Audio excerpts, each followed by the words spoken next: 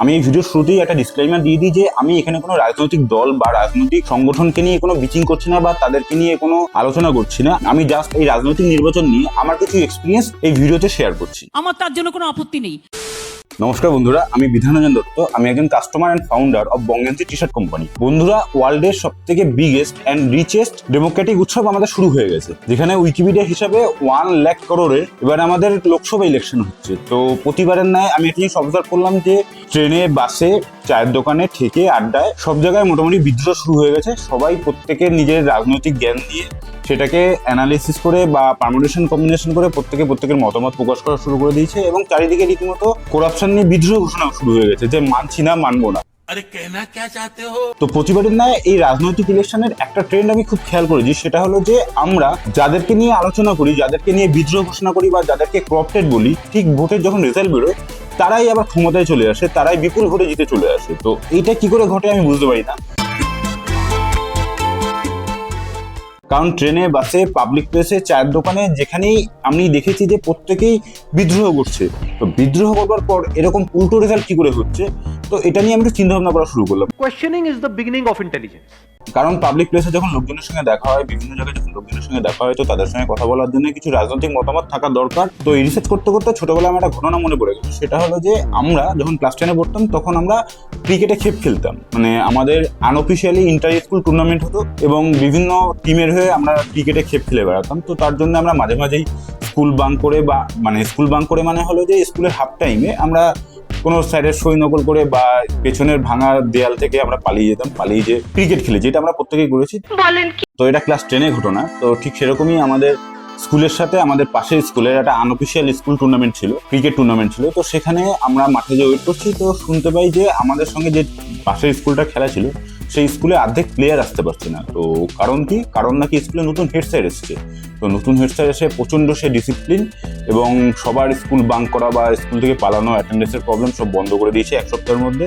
এবং স্কুলের পেছনে যে পাঁচিলগুলো ভাঙা ছিল যেখান থেকে আমরা পালাতাম, সেই পাঁচিলগুলোকেও রিপেয়ার করে দিয়েছে। ডিপলি চিন্তা করতো, এটা কি মানা যায়? তো শুনতে পাই যে তার জন্য নাকি খেলা হবে না এবং খেলা পোস্টপোন, এবং খেলাটা অনেকদিন পোস্টপোন থাকে। তো তারপর সবাই মিলে একবারই স্কুল বাঙ্ক করে তো আমাদের খেলাটা হয়। তো ধীরে ধীরে আস্তে আস্তে এরকম খবর আসা শুরু হয় যে সেই স্কুলের যে হেড স্যার ছিলেন তাকে থ্রেট দেওয়া হয়, কারণ তিনি এত ডিসিপ্লিন।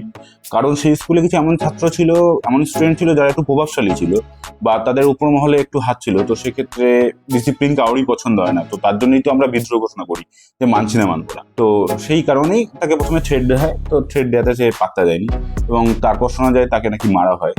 তো তারপর সে নাকি আরো বেশি ডিসিপ্লিন হয়ে যায়। এরপর যেটা হয় যে পাশের স্কুলের যে হেড স্যার ছিলেন তার যে মেয়ে ছিলেন, সেই মেয়ে আমাদের সঙ্গেই পড়তেন, আমাদের সঙ্গে বিভিন্ন কোচিংয়ে পড়তো। তো তাকে রাস্তাঘাটে ট্রিচ করা হয়, তাকে রাস্তাঘাটে থ্রেট দেওয়া হয়, উল্টোপাল্টা কথা বলা হয়, তার সম্বন্ধে বিভিন্ন রকম উল্টোপাল্টা গল্প বিভিন্ন কোচিংয়ে ছড়ানো হয়। তো তার মেয়ে রীতিমতো ডিপ্রেশনে যায় এবং শোনা যায় যে সেই হেড স্যারের মেয়ে নাকি সুইসাইড করা অ্যাটেম্প নেয়। তো এরপর হেড স্যার নিজে অ্যাকশন নেওয়া শুরু করে। তো যখনই নিজে অ্যাকশন নিতে যায় তখন কি হয়, এরপর রাজনৈতিক দলের ইন্ট্রোডিউস হয়ে যায় এবং তাকে অন্য স্কুলে বদলি করে দেওয়া হয়। তো সেখান থেকে আমরা একটা জিনিস খেয়াল করি যে আমরা নিজেরাই চাই না যে আমাদের যে গার্জিয়ান হবে বা আমাদের মাথার উপরে যিনি আছেন তিনি ডিসিপ্লিন হোক। এর কারণ হলো আমাদের হেড যে আছে বা আমাদের যে গার্জিয়ান আছে সে নিজে যদি করাপশন না করে, তো আমরা করাপশন করবো কি করে? क्या तुम लोग कहाँ का कनेक्शन ज्वाइन कर रहे हो? फुल कनेक्शन है बाबा। আর আমাদের সবসময় একজনকে দরকার যে আমাদের থেকে পাওয়ারফুল এবং যাদের দিকে আমরা আঙুল ঘুরিয়ে দায়টা তাদের ঘাড়ে দিতে পারবো এবং তাদের ঘাড়ে দোষ চাপিয়ে দিতে পারবো যে দেখো সে করছে না বলে আমাদের হচ্ছে না। দেখো বোঝো অবস্থা। তো আমাদের অজুহাত দেওয়ার জন্য বা আমাদের নিজেদের দোষ সন্দেহে চাপানোর জন্য একজন কাউকে চাই এবং এমন একজনকে চাই যে আমাদের থেকে পাওয়ারফুল, যাতে আমরা নিজেরা অসহায় হয়ে যাই এবং আমরা বাইরে থেকে সিম্পেথি করাতে পারি। তো এই কারণেই আমরা চাই না যে আমাদের যে গার্জিয়ান হবে বা আমাদের যে হেড হবে সে ডিসিপ্লিন হোক, কারণ আমাদের নিজের ছাত্রটা জড়িয়ে থাকে।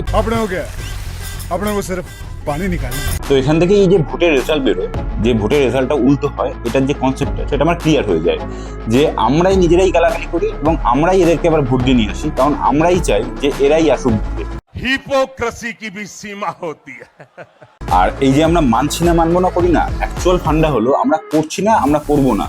আর যদি কেউ আমাদেরকে প্রশ্ন করে বা কেউ আমাদের দিকে আঙুল ঘোরায় তখন বলছি মানছি না, মানবো না। ছোটি ছোটি বাতে পকড়নে লাগ গয়া ছোটু। এখানেই আমার সব থেকে বড় প্রশ্ন যে অ্যাকচুয়াল বোকাটা তাহলে কে হলো? আমরা যারা এই সমস্ত রাজনৈতিক নেতাদেরকে নিয়ে আলোচনা করি তারা, নাকি যারা এত করাপশন করবার পর আবার বিপুল ভোটে ক্ষমতা জিতে আসে তারা? Very good question. কারণ আমরাই এদেরকে নিয়ে সমালোচনা করি, আমরাই এদেরকে গালাগালি করি, আমরাই এদেরকে ক্রপটেড বলি, আবার শেষে যে আমরাই এদেরকে ভোট দিয়ে নিয়ে আসি। ठीक है, तुमने गलती की। তো এর জন্যই দেশ আমার, দোষ আমার। কারণ আমি যখন ভোট দিই আর আমি যখন গালাগালি করি, তো দোষটা আমারই। I'm not interested यार, मुझे सुनना ही नहीं है। তো আমি যেদিনকে দায়িত্ববান হয়ে যাবো, সেদিনকে দেশ দায়িত্ববান হয়ে যাবে। কারণ কেউ করে না বলে আমি করি না, আর আমি করি না বলে কেউ করে না। सुना आपने कितने महान विचार है। So thank you for your kind consideration and sympathetic action also.